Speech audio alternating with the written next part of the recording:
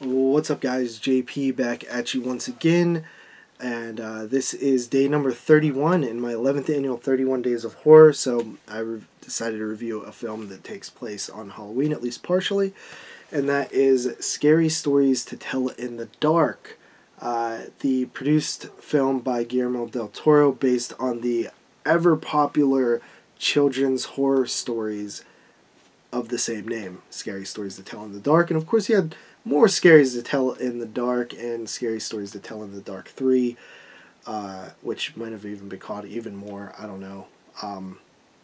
But I grew up on those. I'm sure most kids in the 90s got those things at a book fair, and I used to read them all the time, and they were scary. They really were. So when this film was being announced, I thought that I wasn't sure how it was going to play. You know, I was like, is it going to be like an anthology where they touch on each story? But I actually really like what they did and how they sort of made the whole film about the stories.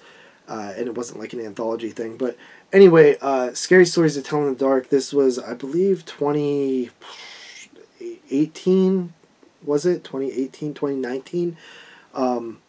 And I believe there's supposedly a sequel coming, but I'm not sure if that's been filmed or if it's still in production.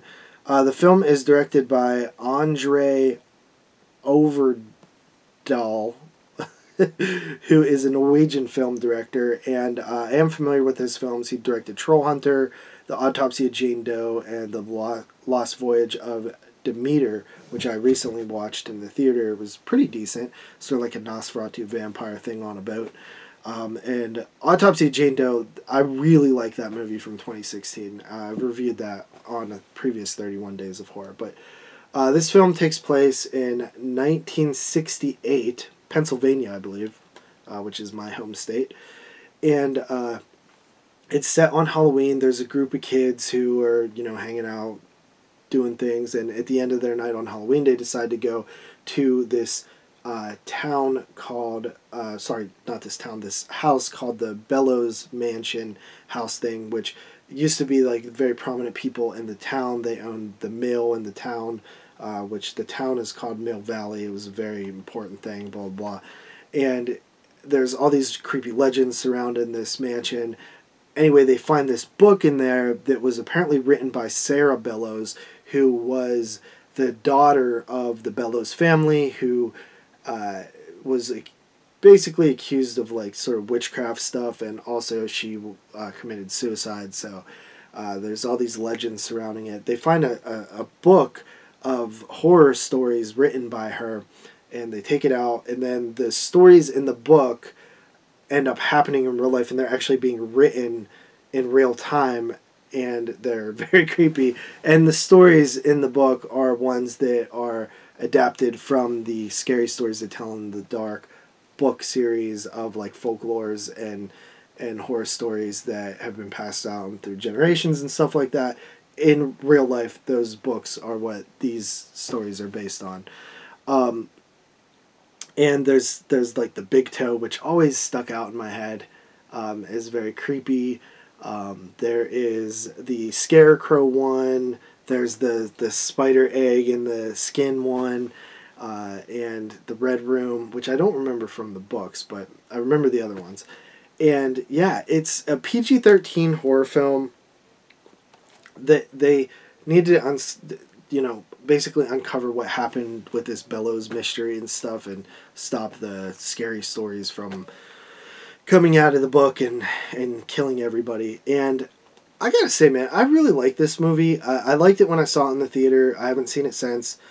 I don't think it made my top 10 of 2019. That was a pretty competitive year from my memory, but maybe it did. I don't know. I'd have to look. But it's very solid. There is some CG in there that's a bit rough towards the end. It doesn't really look super great. But there are some really creepy stuff. Like the Big Toe scene is really creepy. The blobby thing in the Red Room is really creepy. The Scarecrow is creepy. It has that good Halloween vibe. I like what they did set in the 60s, even though the characters don't really 100% feel like that. There's like a Vietnam War aspect backdrop that's, the draft and stuff like that. But yeah, it got good vibe, good atmosphere.